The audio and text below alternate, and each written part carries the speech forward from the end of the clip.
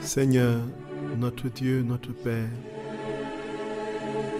nous voulons te rendre grâce, te bénir, t'adorer, te louer, te magnifier. Au nom de toutes les créatures, passées, présentes et futures,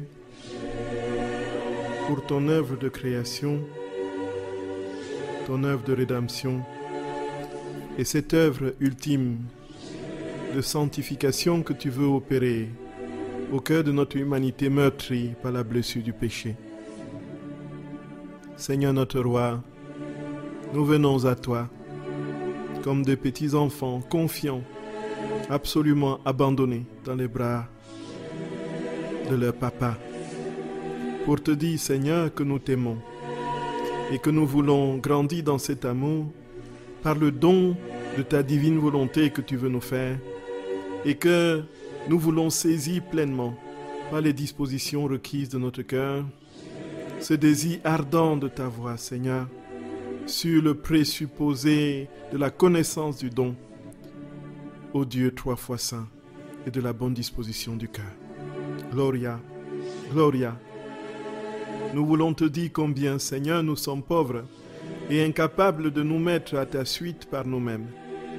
Mais dans ce grand mystère, Seigneur, tu viens toi-même prendre notre place et accomplir toutes choses en nous, en désactivant notre volonté pour que notre volonté soit la tienne et que rien de ce que nous faisons ne soit sans toi, pour que nous gagnions ainsi des vies divines que nous répandons dans les univers. Gloria, Gloria, Gloria, béni sois-tu, Seigneur, parce que tu as voulu venir t'incarner dans le sein d'une femme, notre très sainte mère, la Vierge Marie. Tu es resté 9 mois dans ses entrailles, dans l'obscurité de ses entrailles, qui symbolisait l'obscurité du péché qui couvrait ton cœur et ton âme. Toi, Seigneur, qui étais homme et Dieu, tu as voulu ainsi demeurer dans le sein d'une créature, dans le ventre d'une créature, dans les manifestations sublimes et inimitables des excès d'amour, comme toi seul sais le faire, Seigneur, puisque tu n'es qu'amour. Nous te bénissons, Seigneur notre Roi. Nous te disons combien nous sommes prêts à aller jusqu'au bout et à nous tenir devant ta face pour te dire combien, Jésus, tu es le seul capable de nous relever de cette chute mortelle et de nous guérir de cette morsure du péché. Nous te bénissons et nous te glorifions, Seigneur. Nous voulons te dire combien nous sommes prêts, Seigneur. Oui, Jésus, nous sommes prêts. Viens, ne tarde plus. Viens nous consumer. Viens nous embraser. Viens faire de nous des véritables torches vivantes. Viens nous inscrire dans tes blessures sacrées. Viens nous donner tous les ressentiments de ton âme de petit enfant dans le sein de ta mère. Et donne-nous de vivre pleinement ce que tu as vécu dans le sein de ta mère, dans le même excès d'amour, dans la même soif de te faire connaître et de te faire aimer. Ô Dieu Seigneur notre Roi, nous t'en supplions, écoute nos supplications. Et viens Jésus, ne tarde plus Seigneur, ne tarde plus Jésus, t'aime. Gloria, Gloria, Gloria, Gloria, Gloria, Gloria. Frères et sœurs d'amour, vous êtes sur la radio de la Divine Volonté, la radio de l'association française Luisa Picaretta. Alors je vous salue de tout mon cœur et en ce début d'année, je vous souhaite tout ce que le Seigneur veut pour nous, c'est-à-dire nous établir dans sa divine volonté de manière pleine, parfaite et définitive. C'est le projet qu'il a sur chacun de nous et c'est ce qu'il veut réaliser de manière incontournable. Frères et sœurs d'amour, je vous demande humblement pardon pour les dernières séances qui n'ont pas été honorées, tout simplement parce que j'étais en souffrance. La maladie ne m'avait pas laissé de possibilité de faire les émissions. Mais je suis de tout cœur, frères et sœurs d'amour, dans l'espérance que tout se rétablit et je suis très heureux de vous retrouver donc sur cette antenne. Je prie que notre Seigneur nous conduise comme de son habitude et qu'il nous donne par l'intercession de sa très sainte mère de comprendre ce que c'est que être dans la divine volonté, de ce que c'est que porter du fruit dans la divine volonté. Frères et sœurs d'amour, demandons à cette très sainte mère de nous aider, effectivement, à avancer dans ce mystère. Au nom du Père et du Fils et du Saint-Esprit. Amen. Je vous salue Marie, pleine de grâce, le Seigneur est avec vous. Vous êtes bénie entre toutes les femmes, et Jésus, le fruit de vos entrailles, est béni. Sainte Marie, Mère de Dieu, priez pour nos pauvres pécheurs, maintenant et à l'heure de notre mort. Amen. Je vous salue Marie, pleine de grâce, le Seigneur est avec vous. Vous êtes bénie entre toutes les femmes, et Jésus, le fruit de vos entrailles, est béni. Sainte Marie, Mère de Dieu, priez pour nos pauvres pécheurs, maintenant et à l'heure de notre mort. Amen. Je vous salue Marie, pleine de grâce, le Seigneur est avec vous. Vous êtes bénie entre toutes les femmes, et Jésus, le fruit de vos entrailles, est béni. Sainte Marie, Mère de Dieu, priez pour nos pauvres pécheurs, maintenant et à l'heure de notre mort. Amen. Je vous salue Marie, pleine de grâce, le Seigneur est avec vous. Vous êtes bénie entre toutes les femmes, et Jésus, le fruit de vos entrailles, est béni.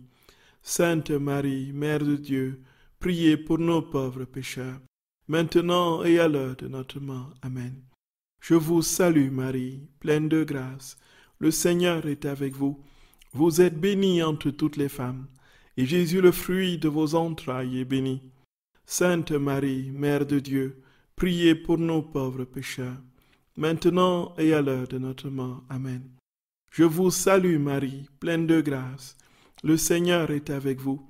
Vous êtes bénie entre toutes les femmes, et Jésus, le fruit de vos entrailles, est béni. Sainte Marie, Mère de Dieu, priez pour nos pauvres pécheurs, maintenant et à l'heure de notre mort. Amen.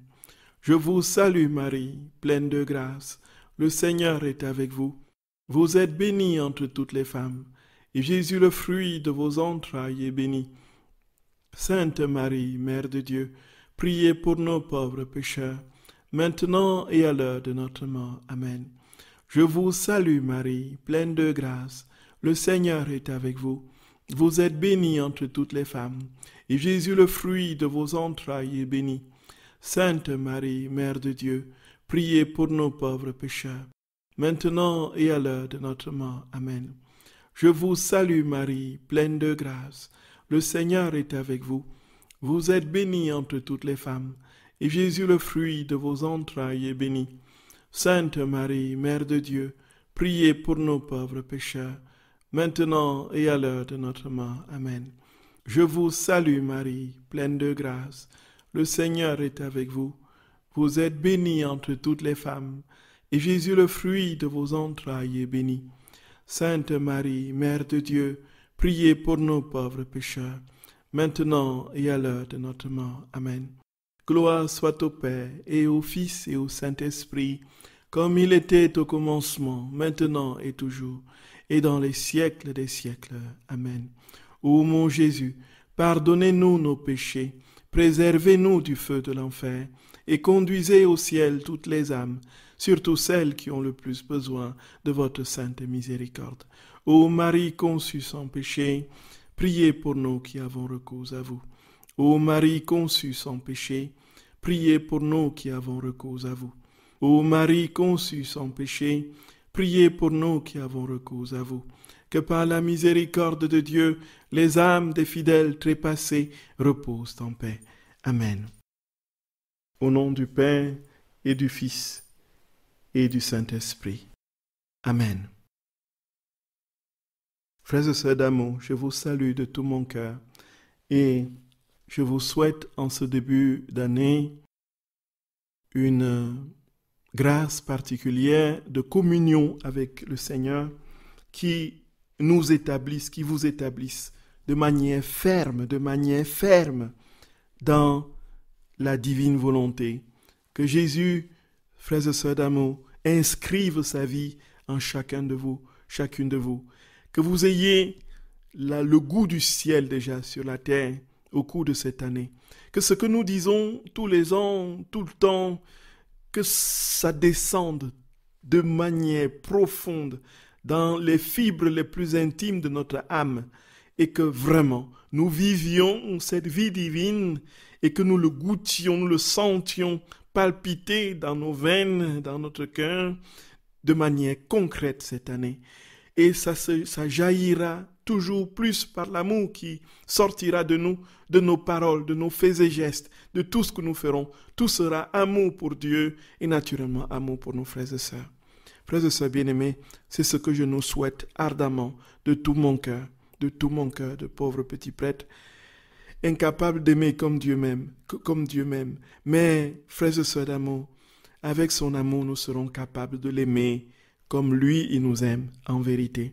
Demandons-lui cet amour et laissons cet amour palpiter dans nos cœurs. Laissons cet amour battre dans nos cœurs. Et alors, frères et sœurs, nous serons capables d'aimer comme lui. Et alors, la vie dans la divine volonté ne sera plus une simple théorie, mais ce sera la réalité concrète de notre vie, avec tout ce que cela comporte, comme effusion en n'en plus fini d'amour, et naturellement manifestation de sa tendresse à tous ceux que nous rencontrons. Frères et sœurs d'amour, je vous aime avec l'amour de Jésus, autant que cela est possible. Dans mon petit cœur, soyez bénis infiniment, soyez bénis. Frères et sœurs bien-aimés, aujourd'hui, tout spécialement, nous avons enterré notre très Saint-Père, le pape Benoît XVI, qui a été celui qui a été déterminant dans ce que nous faisons aujourd'hui. Sans le pape Benoît XVI, nous ne serions pas là aujourd'hui en train de parler de la divine volonté. Et nous prions, frères et sœurs d'amour, que du haut du ciel où il se trouve maintenant dans le cœur de Jésus, qu'il intercède puissamment pour que Luisa soit canonisée, comme il aurait voulu, et que rapidement s'étende son règne sur la terre, le règne de Dieu sur la terre comme au ciel, et que l'Église soit renouvelée, cette Église aujourd'hui complètement divisée, une Église meurtrie de mille manières par les blessures de ses fils et de ses filles, et par toutes sortes de désorientations, frères et sœurs bien-aimés, du peuple des fidèles qui ne sait plus où mettre la tête. Que devient cette Église? Mais nous avons une confiance ferme, frères et sœurs d'amour, dans les paroles de notre Seigneur, qui a dit « Tu es pierre, et sur cette pierre, je bâtirai mon Église. Les pouvoirs de la mort ne l'emporteront point contre elle. Je te donnerai les clés du royaume des cieux. » Voyez, Jésus nous a dit à Pierre qu'il bâtirait son Église sur lui et que les pouvoirs de la mort ne l'emporteront pas.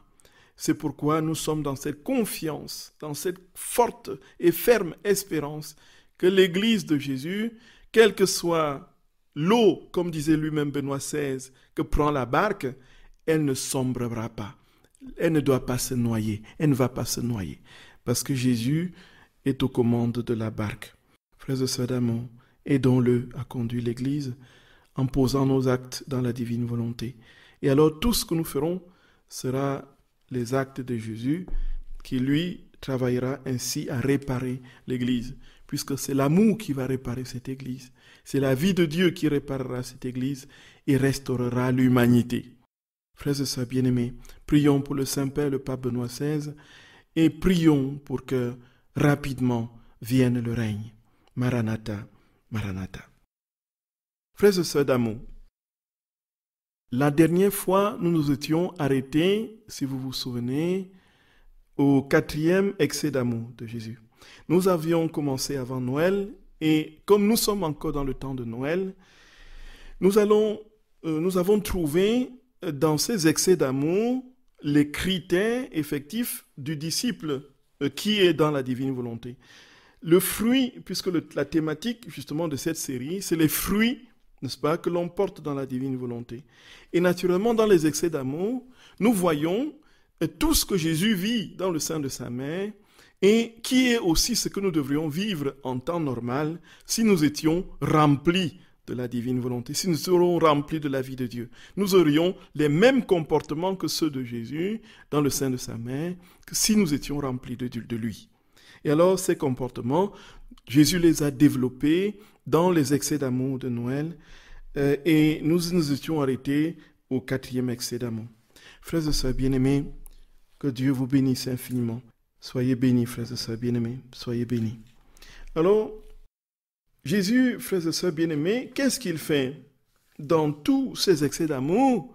Qu'est-ce qu'il fait en fait? il est dans une longue et infinie complainte. Il est infiniment frustré de ce que son amour n'est pas reçu par les créatures. En fait, les excès d'amour, c'est une longue complainte de Dieu sur l'indifférence, le refus, le rejet de son amour. Et là, qu'est-ce qu'il fait dans le sein de sa mère, frères et sœurs bien-aimés? Il suffoque. Il est seul, abandonné. Et ça, c'est le 5e excès d'amour, frères et sœurs d'amour, que Jésus va donner à comprendre à sa servante Luisa Picaretta. Donc, dans le 5e excès d'amour, il dit très clairement qu'il est seul, abandonné. Et puis, qu'est-ce qu'il veut au fond? Jésus, il n'y a pas d'amour sans réciprocité. Il n'y a pas de possibilité pour le Seigneur de se donner sans recevoir en retour, frères et sœurs d'amour, un peu de chaleur d'amour, puisque Dieu n'est que continuelle donation de soi, continuelle dépossession de lui-même. Il ne peut pas continuer à se déployer et ne pas souffrir en voyant, ne peut ne pas souffrir en voyant que son amour n'est pas reçu. Donc il est seul, abandonné. Il dit à Luisa, frères et sœurs d'amour, que il ne récolte rien de tout ce qu'il peut vivre et donner comme amour. Il ne reçoit rien en échange, absolument rien en échange. Alors, il dit que toutes les créatures qu'il a faites et façonnées à son image et à sa ressemblance, il leur a donné, frères et sœurs bien-aimés, tous les biens de son royaume.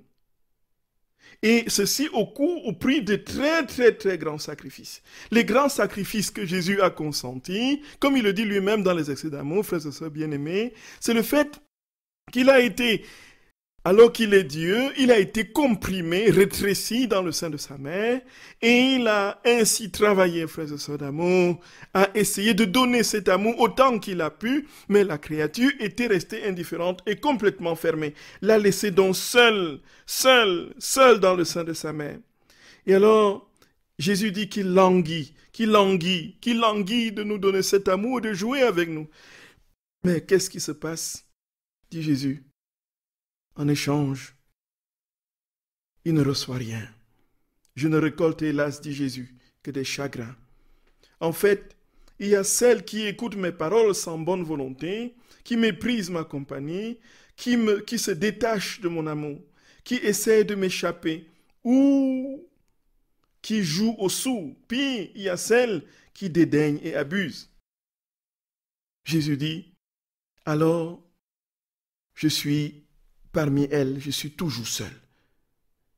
Comme elle est pesante, cette solitude forcée, résultant de leur abandon. Elles font la sourde oreille à tous les appels de mon cœur. Pardon Jésus, pardon Seigneur d'amour, pardon. Je suis le premier à faire la sourde oreille. Pardon Jésus, pardon. Elles ferment toute avenue à mon amour. Je suis toujours seul, triste et silencieux. Ô mon enfant, paie-moi de retour pour mon amour en ne me laissant pas dans cette solitude. Permets-moi de te parler et écoute attentivement mes enseignements. Sache que je suis le professeur des professeurs. Si tu veux m'écouter, tu apprendras beaucoup de choses et en même temps, tu m'aideras à cesser de pleurer. Et tu jouiras de ma présence. Dis-moi, aimeras-tu jouer avec moi? Ô Jésus d'amour, ô Seigneur.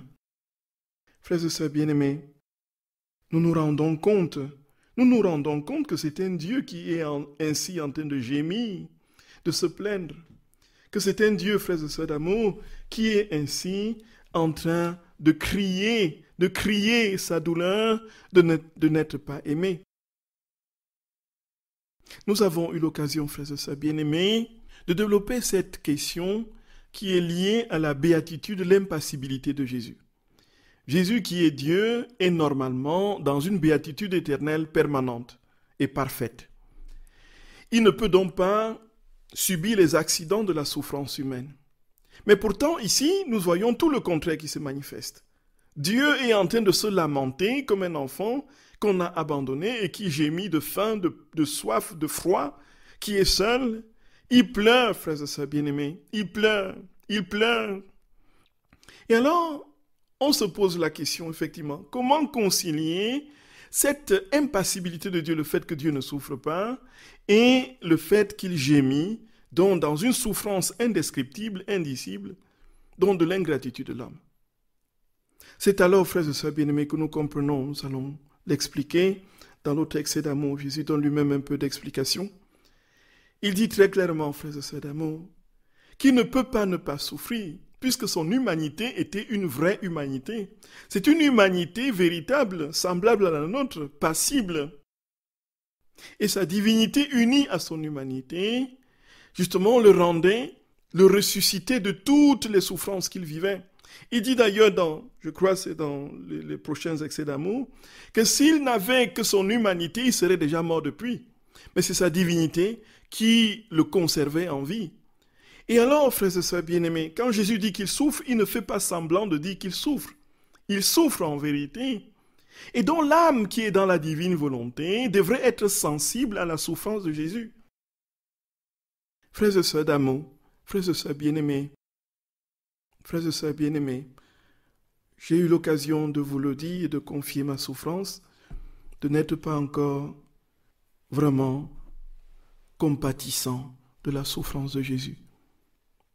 Jésus dit que la plus grande souffrance qui était la sienne, c'était de voir les âmes s'éloigner de lui. Et sur la croix, nous avons eu l'occasion de le dire à maintes reprises, ce qu'il a fait le plus souffrir, ce n'était pas tous les coups qu'il avait reçus. Et Dieu sait qu'il en avait reçu des tonnes et des tonnes de coups.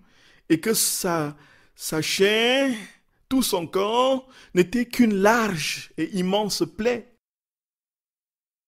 Oh Jésus d'amour. Et il dit, ce n'est pas ça qu'il a fait le plus souffrir. Ce n'est pas les moqueries, les crachats. Ce n'est pas la couronne d'épines qui l'a transpercé la tempe et allé dans son œil. Oh Jésus d'amour. Tel qu'il décrit, ce n'est même pas ça qu'il a fait le plus souffrir. Ce ne sont pas les clous dans les mains et dans les pieds, sur la croix qui l'ont fait le plus souffrir.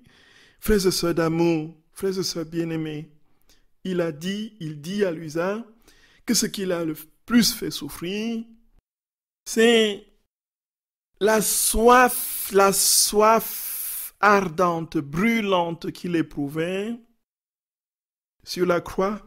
Il avait soif de nos âmes, il avait soif de nos cœurs, frères et sœurs bien-aimés. Et si nous étions parfaitement dans la divine volonté, nous serions compatissants à la souffrance de Jésus. Et nous porterions des fruits de compassion divine. Nous serions dans cette attitude qui est celle de Jésus, de souffrir, de voir que les âmes ne sont pas à lui.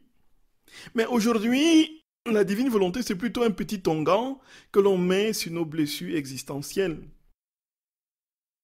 On essaye un peu de couvrir l'angoisse par un peu de divine volonté. Mais et puis, quand on est dans cette paix-là, on est tranquille. Qu'est-ce qui se passe encore? Plus rien, on est heureux, on est au ciel. C'est vrai, on est au ciel dans la divine volonté. Et c'est ça le but d'ailleurs, être au ciel sur la terre.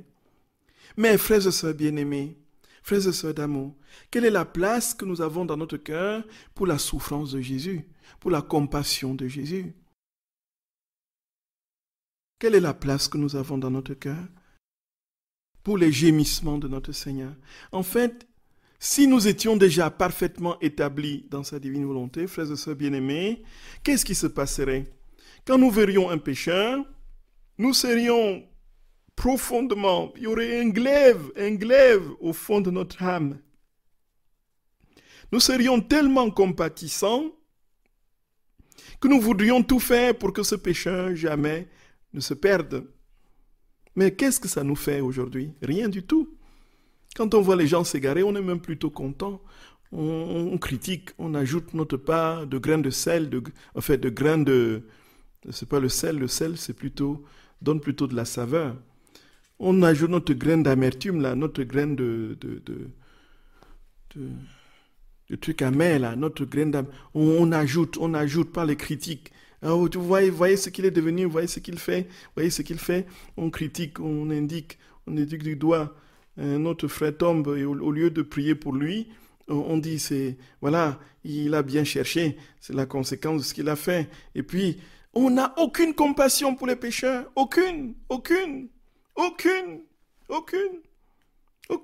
Ça ne nous dit absolument rien. Nous sommes tellement préoccupés par notre nombril et notre bien-être spirituel que la souffrance de Jésus nous est complètement méconnue.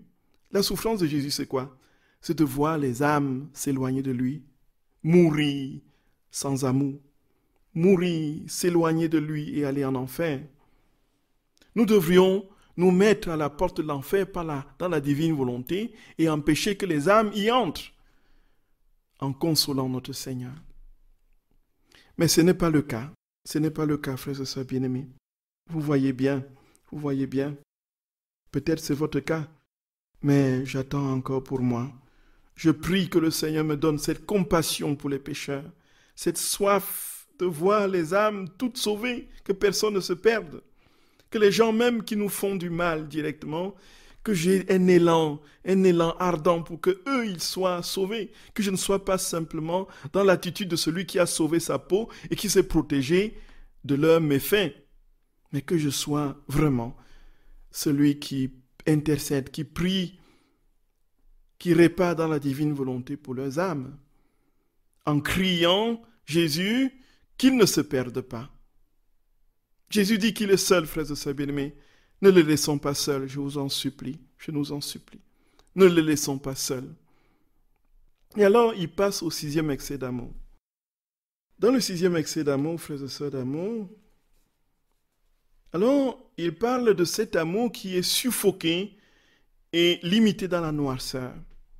Alors, Jésus, ici, nous voyons bien que le centre géographique de sa souffrance, topographique, on pourrait dire, c'est le sein de sa mère.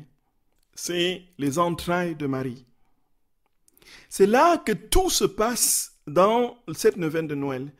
Et comme il est dans le sein de sa mère, tout ce qu'il y vit a un sens spirituel prononcé. Donc Jésus ne vient pas se mettre dans le ventre de sa mère comme un fœtus ordinaire qui est là pour attendre que 9 mois passent et puis qu'il jaillisse à cette vie. Mais pendant ces 9 mois-là, il multiplie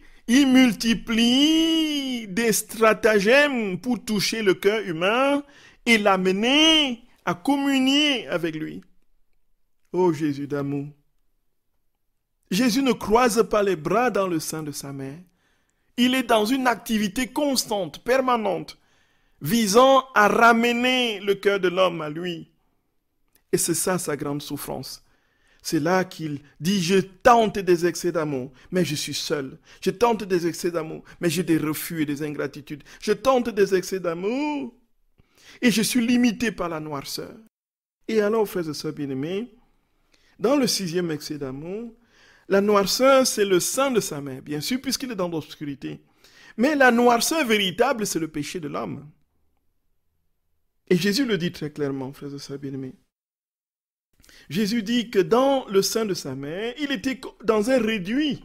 Il était dans une sorte de cocon obscur d'où il n'avait pas la possibilité de bouger. Il dit lui-même, mais quelle souffrance j'y ai endurée.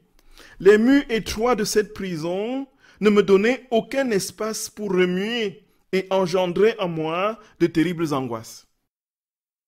Le manque de lumière m'empêchait de voir et me coupait le souffle, un souffle que je devais recevoir lentement par la respiration de ma mère. Sais-tu ce qui m'a amené à cette prison? M'a enlevé ma lumière et m'a fait lutter pour ma respiration? C'est Jésus qui pose la question. C'est l'amour que je ressens pour toutes les créatures, pour les confronter à la noirceur de leur péché. Chacun de leurs péchés est une nuit pour moi. Je suffoque de ressentir leur cœur sans repentir et ingrat. Ils produisent un abîme sans fond d'obscurité qui me paralyse.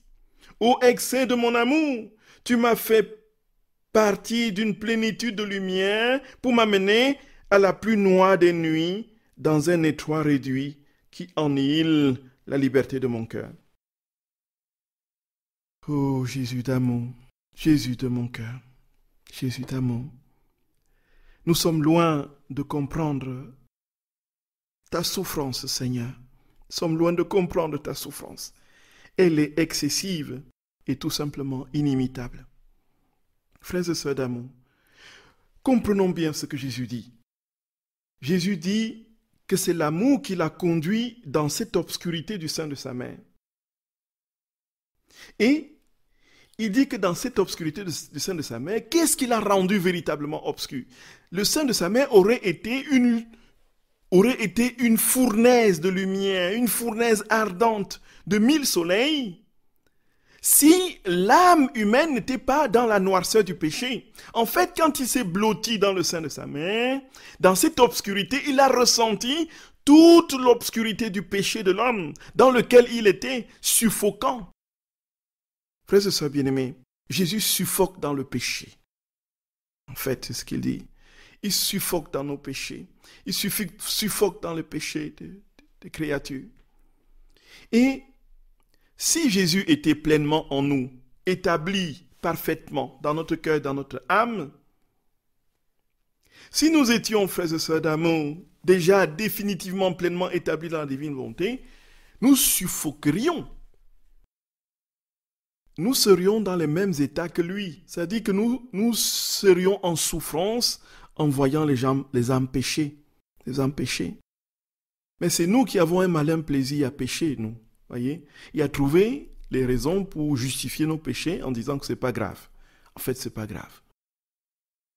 Jésus suffoque dans le moindre péché.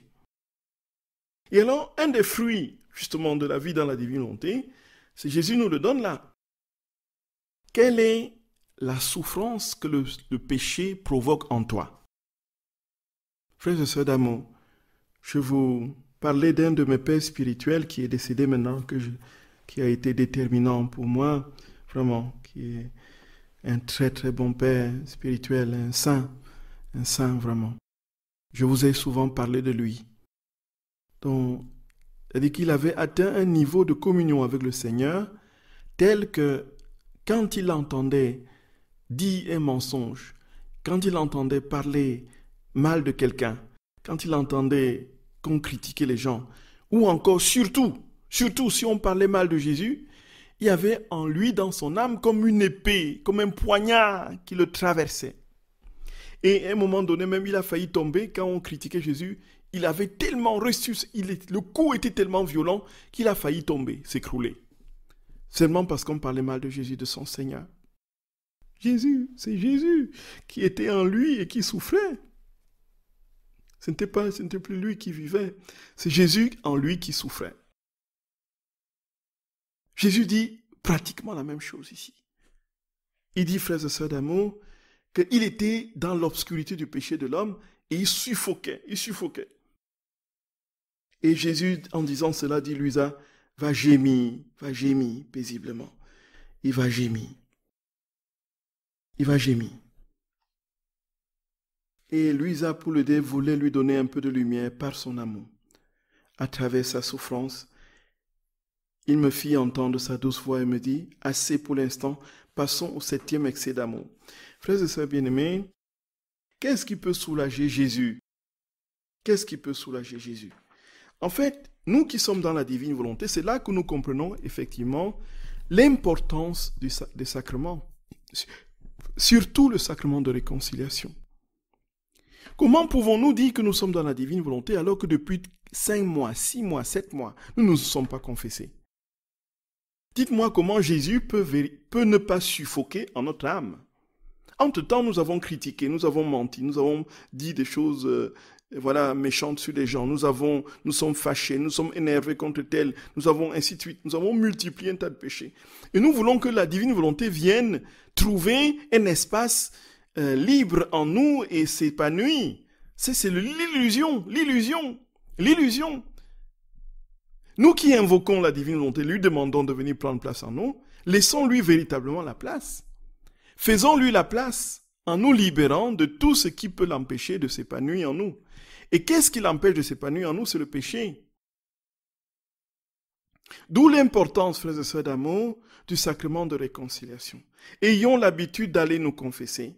Ayons l'habitude de la confession. Frères et sœurs d'amour, il n'y a pas mieux, il n'y a pas plus grand pour disposer notre cœur à accueillir ce don total de la divine volonté. Vraiment, vraiment, je nous en supplie. Nous voyons donc ce que Jésus dit, et quand il arrive dans un cœur, il est rempli de péché, il est comme dans l'obscurité, il suffoque, il suffoque. Il suffoque. Il suffoque, frères et sœurs d'amour. Et alors, il passe au 7e excès d'amour. 7e excès d'amour, frères et sœurs bien-aimés, c'est l'amour qui ne reçoit pas de réciprocité et qui est blessé par l'ingratitude de l'homme. Jésus dit que il a donné tout. Il était heureux et parfaitement heureux dans le sein de son Père. Il était dans la Trinité, dans sa béatitude. Il avait la joie, il était dans la sainteté, il était dans la perfection de son être, dans la félicité. Et il n'avait rien à désirer, il n'avait rien à rechercher d'autre, puisque tout lui était donné de manière parfaite par son Père. Et il était donc totalement dans ce ciel avec la multitude des anges qui l'adoraient, qui lui offraient un culte en permanence. Mais comme il a tellement aimé le monde, comme dit Saint Jean, il a consenti à descendre dans notre condition. Et il a quitté cette condition de béatitude pour venir s'enfermer dans les infirmités des créatures. Et Jésus dit que ça aurait été tellement facile pour lui si l'homme n'était pas méchant et ingrat. C'est-à-dire qu'il est plus facile de se donner quand on sait qu'on est accueilli que lorsqu'on est repoussé. Puisqu'il y a plus de joie à donner qu'à recevoir, dit Jésus. Acte 20, verset 35. La joie de se donner aurait été immensement plus important que cet abaissement dans le réduit du ventre d'une femme. Mais malheureusement, il a eu ce qu'il n'attendait pas, la méchanceté des créatures. Jésus dit, frères et sœurs, écoutons-le, cet échange aurait été facile pour moi si je n'avais pas trouvé chez l'homme l'ingratitude plus monstrueuse et la haine la plus obstinée. Oh, comme mon amour éternel fut déçu par une telle ingratitude. Je souffre beaucoup de la méchanceté de l'homme, qui est pour moi la plus grande et la plus pointue des épines. Observe bien mon petit cœur et vois les nombreuses épines qui le recouvrent. Observe les blessures qui font les épines et les rivières de sang qui s'en échappent. Oh, Jésus supplie Louisa, mon enfant, ne sois pas ingrat toi aussi, parce que l'ingratitude, c'est ce qu'il y a de plus dur pour ton Jésus. L'ingratitude est pire que de claquer la porte de mon cœur. Elle me garde dehors sans amour et dans la froideur. Malgré la perversité du cœur de l'homme, mon amour jamais ne cesse. Et il assume une attitude plus élevée, m'amenant à supplier et à languir après lui. Et ceci, mon enfant, est le 8e excès de mon amour. Voyez, frères et sœurs bien-aimés, Gloria, Gloria, Gloria, Gloria, Gloria, Gloria, Gloria, Gloria. Frères et sœurs d'amour, frères et sœurs bien-aimés, oh Jésus, Jésus. Jésus dit très clairement, frères et sœurs bien-aimés, que son petit cœur, dans le sein de sa mère, était recouvert de nombreuses épines pointues. Et son petit cœur saignait déjà. Le petit Jésus dans le sein de sa mère, son petit cœur saignait déjà. Le sang venait des blessures causées par les nombreuses épines pointues des méchancetés et des ingratitudes de l'homme. Parce que son amour n'était pas reçu. Et qu'en retour, il n'a eu que méchanceté.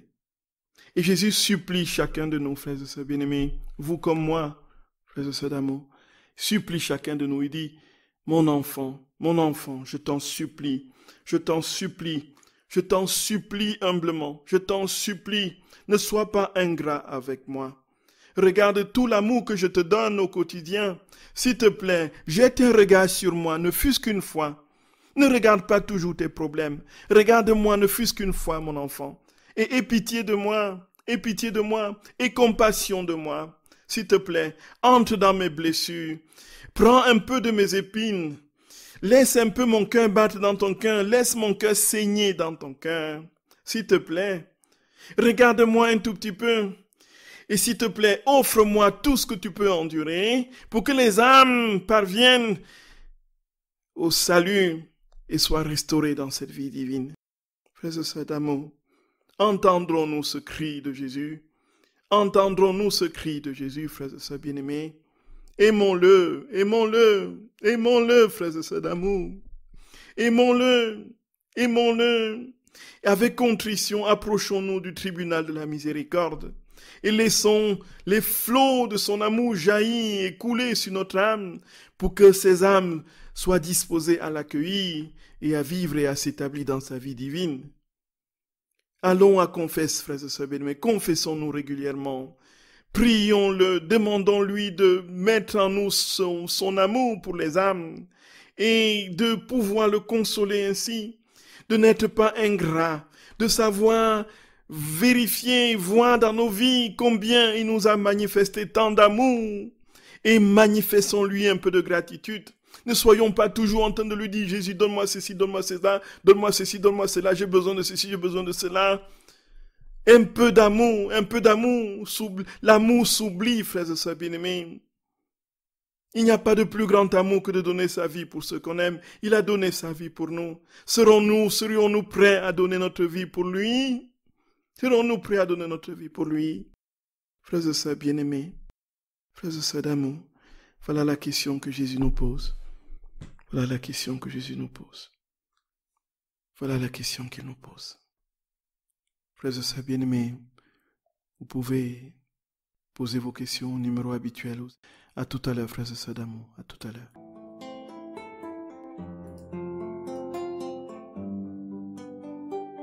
Ô monde où Jésus affligé, ton amour m'appelle à Gethsémani. Sûrement que tu souffres tellement, tu as besoin de ma compagnie. Mais qu'est-ce que je vois? Je frissonne, les étoiles semblent pleurer, le froid intense, les arbres et le vent semblent m'annoncer des peines, des tristesses et bientôt la mort de mon sauveur. J'entends ton souffle haletant, Jésus, tu es là. Mais quel terrible changement, la tristesse te défigure.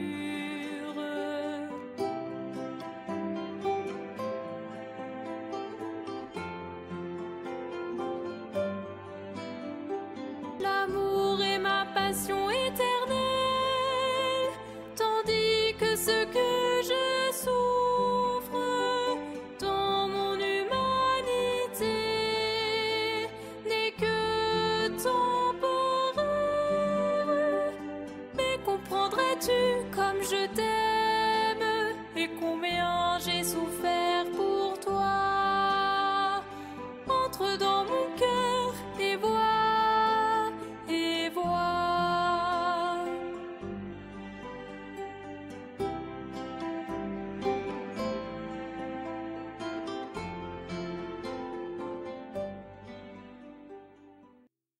Frères et sœurs bien-aimés, vous êtes sur la radio de la Divine Volonté, la radio de l'association française Luisa Picaretta.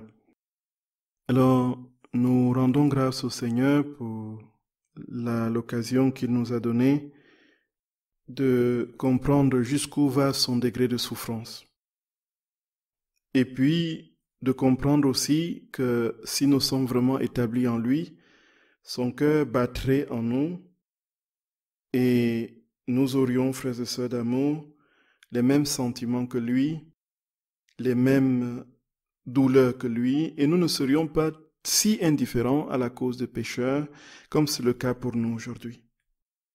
Frères et sœurs d'amour, il ne nous reste plus qu'une chose, c'est de vivre vraiment ce que nous comprenons de ce que Jésus dit.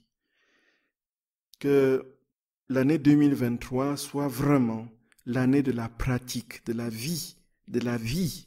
vie concrète, là, comme on dit dans la divine volonté. Que les théories cessent, que les théories rentrent maintenant dans le fond de notre cœur. Et que nous demandions au Seigneur vraiment un amour brûlant pour lui. Que nous demandions au Seigneur un amour. Demandons-le lui, frères et sœurs d'amour. Il va nous le donner, c'est une certitude. C'est une certitude. Alors, il y a 2 questions sont arrivées. Au fond, une cause qui nous empêche de compatir aux souffrances de Jésus est que nous n'admettons pas la vraie humanité de Jésus, comme si Dieu ne pouvait pas souffrir et qu'il aurait le pouvoir de réduire lui-même ses douleurs. Oui, tout à fait. Ça, c'est très intelligent, très brillant. Donc, ce qui ferait penser à la remarque des chefs des prêtres, s'il est le Fils de Dieu, qu'il se sauve lui-même.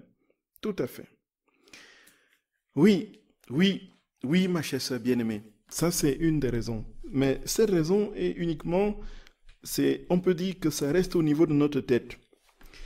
En fait, si nous ne compatissons pas aux souffrances de Jésus, nous qui sommes chrétiens et qui avons un désir vraiment d'aimer Jésus et de vivre pour lui, ce n'est pas d'abord parce que nous pensons que Dieu, lui qui est Dieu, ne souffre pas. Bon, c'est tout simplement, comme rien n'est au niveau de la théorie chez Dieu, tout est pratique, tout est concret, c'est tout simplement que sa vie n'est pas installée pleinement en nous. Parce que si sa vie était installée pleinement en nous, qu'est-ce qui se ferait? Nous aurions son battement de cœur, nous aurions son ressenti. Comme il souffre pour les pécheurs qui s'égarent, nous souffrirons pour les pécheurs qui s'égarent. Vous voyez? Bien sûr, théoriquement, on se dit, Dieu ne souffre pas, et donc on ne peut pas aller... C'est très brillant comme question, vraiment. C'est très pertinent. Donc on ne peut pas... C'est théoriquement quand l'on dit qu'il est Dieu, donc il ne peut pas souffrir, donc pas besoin de compatir à sa souffrance. Mais Jésus crie sans cesse qu'il souffre. Il gémit sans cesse. Mais nous sommes dans la logique de l'amour. Et qui aime, partage ce que son bien-aimé vit. Comme Jésus est dans la souffrance, le bien-aimé doit être lui aussi dans la peine de voir ce qui fait souffrir son bien-aimé. Donc cela veut dire concrètement que nous serions, nous, effectivement, pleinement dans la joie quand Jésus est heureux, dans la tristesse quand Jésus est triste, dans l'amour toujours dans l'amour bien sûr, nous partagerions tout ce qu'il vit. On partagerait sa vie. Et ça, frères et sœurs d'amour, on peut le demander et l'obtenir. D'agir la vie dans la divine volonté, c'est ça. Le fruit concret, définitif, c'est quoi? C'est le partage de la même âme que Dieu. La vie dans la divine volonté, c'est quoi? C'est vivre de la vie de Dieu. Vivre de la vie de Dieu. C'est ça, en fait. Et cette vie de Dieu, telle qu'il a décrit dans les écrits du livre du ciel et dans l'évangile, nous le vivrions, en fait. On devrait le vivre à l'identique si nous étions parfaitement établis dans la divine volonté. Aujourd'hui, on essaye. Mais qu'est-ce qui prend le plus de place en nous? C'est le désir de sortir de nos problèmes. Et Dieu devient l'instrument, le moyen, effectivement, de régler nos problèmes. Il devient comment on dit, le bouche-trou, quoi. On l'utilise pour nos problèmes aujourd'hui. Bon, Jésus vient me donner la paix, Jésus vient me donner ceci, Jésus vient me donner ceci, Jésus vient faire que mon collègue ne soit pas méchant au travail avec moi, Jésus vient me donner telle grâce, vient me faire ceci, vient me faire cela. Voilà notre rapport à Dieu aujourd'hui. Un rapport instrumentaliste. On instrumentalise Dieu. Mais si nos cœurs étaient vraiment fondus en lui, on serait dégagé de toutes les préoccupations, voilà, futiles qui nous prennent les 90% de notre temps, et on serait continuellement en train de vivre dans le cœur de Dieu, entendre le cœur de Dieu battre dans notre cœur. Voyez, frères et sœurs d'amour. Voyez, ce serait ça, et rien d'autre. Alors, il y a une deuxième question. Dans le tome 4, au 16 juillet 1901, Jésus dit « Pendant tout le cours de sa vie, chaque âme doit m'aimer, constamment, sans aucun intervalle. Elle laisse des vides pour chacun des jours, des heures où elle a négligé de m'aimer. » Comment combler ces vides? Ah, effectivement, frères et sœurs d'amour, c'est fou. C'est fou ce que Jésus dit, effectivement, frères et sœurs bien-aimés. Jésus dit qu'en fait, tous les instants de notre vie doivent être remplis d'amour. Et quand ils ne sont pas remplis d'amour, ils laissent des vides. Et si nous mourons sans que ces vides soient comblés, nous les comblons au purgatoire. Voilà ce que Jésus dit. Nous les comblons au purgatoire. On ne peut pas faire autrement. Il n'y a pas de moyen, il n'y a pas possibilité d'entrer dans le royaume avec un vide d'amour, un manque d'amour quelque part. Et c'est alors qu'ici, ma chère sœur d'amour, il y a la question de réparation dans la divine volonté. On fera certainement une retraite sur les réparations. Et donc, il y a une retraite qui sera faite à Banneux l'année prochaine sur les actes et les rondes. On pensera à une autre retraite sur les réparations. Et puis il y aura une autre retraite sur l'Eucharistie, ainsi de suite. Frères et sœurs d'amour, les réparations dans la divine volonté ont une force détonnante extraordinaire. Et c'est alors que, d'une part, nous récupérons toutes les réparations, tous les moyens de réparation que nous confère l'Église, les indulgences plénières, tout ce que l'Église nous donne. Et puis, nous ajoutons cette vie de réparation dans la divine volonté que l'occasion nous sera donnée d'expliquer plus amplement à partir des textes que Jésus donne, des enseignements que Jésus donne à Luisa Picaretta. Frères et sœurs bien-aimés, les vides d'amour, on peut les combler. Et naturellement, en aimant dans la divine volonté, puisque chaque acte d'amour dans la succession de sa manifestation produit des infinités de vie divine qui comblent les lacunes de la vie passée. Et dans la réparation, nous demandons au Seigneur, nous unissons, nous fusionnons dans la divine volonté, demandons à Jésus, justement, de venir parcourir notre vie et de remplir chacune de nos vies, chacun des vides, de son amour à lui, pour que cet amour soit véritablement parfait. Et si nous sommes dans un état de contrition, dans la demande sincère du pardon de nos péchés, Dieu nous pardonne et dans la divine volonté, dans l'acte de réparation, il les répare effectivement parfaitement. Et alors, notre vie peut redevenir une vie pure, une vie de toute splendeur, sans aucune tâche, tout simplement parce que Dieu est passé par là dans sa divine volonté. Frères et sœurs d'amour, je nous souhaite vraiment de pouvoir vivre cette année 2023 dans sa divine volonté de manière concrète, de manière réelle, que cela s'imprègne en nous, que Jésus vienne enfin prendre possession de tout nous-mêmes, prendre possession de tout notre être, que nous soyons amour, des cheveux jusqu'aux ongles d'orteil, que tout en nous respire l'amour, Frères et sœurs d'amour, frères et sœurs bien-aimés, soyez bénis, infiniment bénis et comblés, et gardez dans cet amour, pleinement, parfaitement, que Dieu vous visite chacune de vos âmes, et qu'il vienne établir son règne dans chacun de vos cœurs, frères et sœurs d'amour. Prions pour l'Église, prions pour les pauvres et indignes serviteurs, prions pour toutes les âmes qui travaillent à ce que le règne advienne. Prions pour toute l'humanité. Ne laissons personne de côté, frères et sœurs bien-aimés. Prions au nom de tous et pour tous. Et que Dieu vienne établir son règne dans les cœurs et dans les âmes. Qu'il vous bénisse, qu'il vous garde, qu'il vous montre sa face, qu'il vous accorde sa grâce, qu'il tourne vers vous son visage et vous donne sa paix. Lui qui est Père, Fils et Saint-Esprit. Amen. Frères et sœurs d'amour, je vous embrasse de tout mon cœur. Si c'était possible, je vous serrerai dans mes bras et je vous dis, je vous aime de l'amour de Jésus, de tout mon cœur. Soyez bénis, frères et sœurs d'amour. Soyez bénis, comblés, comblés. Que notre très sainte mère vous porte dans son manteau maternel. Amen, amen, alléluia, Maranatha. Je vous aime, frères et sœurs d'amour. Je vous aime, je vous aime.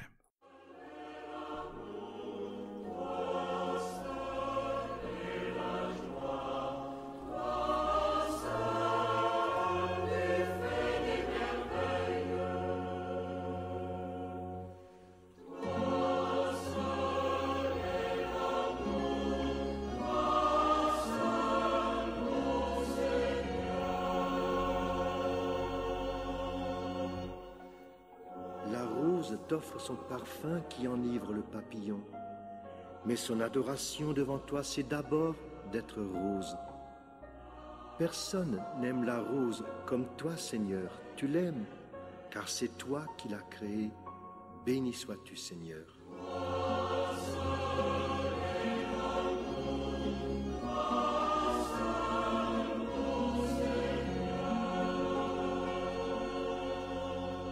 L'alouette t'offre son trille qui réveille l'aurore. Mais son adoration devant toi, c'est d'abord d'être alouette.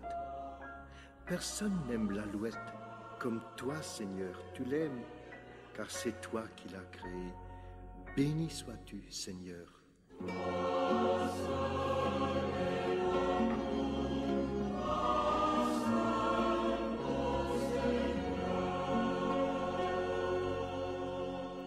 Les étoiles t'offrent leurs harmonies qui bercent la ronde de la nuit.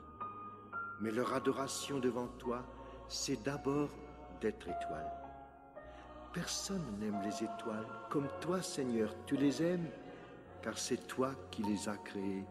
Béni sois-tu, Seigneur.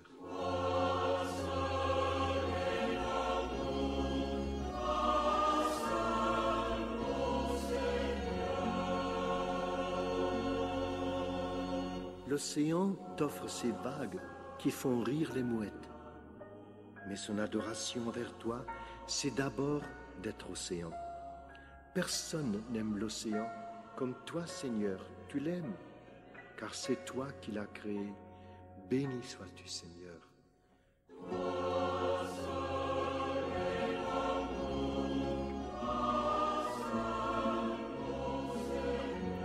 La pâquerette, toute fripée par la nuit, t'offre sa corbeille de pétales que vient laver la rosée.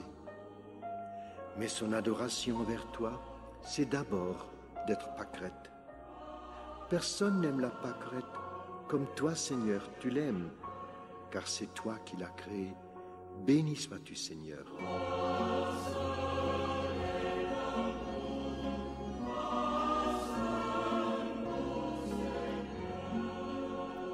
Le sapin t'offre son tapis d'aiguilles pour faire danser les lutins roses, et de joie il se frotte les branches. Mais son adoration envers toi, c'est d'abord d'être sapin. Personne n'aime le sapin comme toi, Seigneur. Tu l'aimes, car c'est toi qui l'as créé. Béni sois-tu, Seigneur.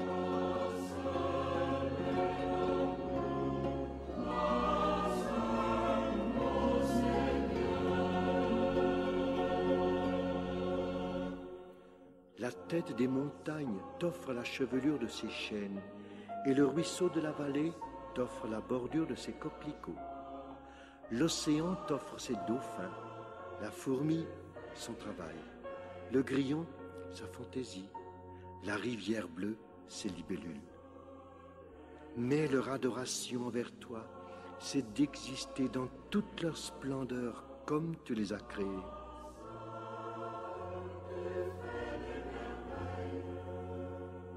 Non, personne, Seigneur, ne peut jamais aimer le chêne et le coquelicot, l'océan et la rivière bleue, le grillon et la fourmi et demoiselle la libellule. Comme toi, Seigneur, tu les aimes, car c'est toi qui les as créés. Béni sois-tu, Seigneur.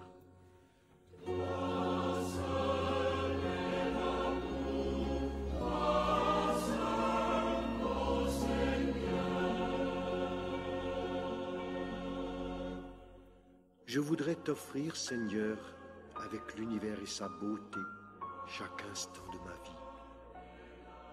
Je voudrais te donner tout ce que j'ai, mais je n'ai rien. Et tout ce que je suis, mais je ne suis rien. Accepte, ô mon Dieu, ma première adoration devant toi, c'est d'avoir été créé à l'image de ton Fils bien-aimé.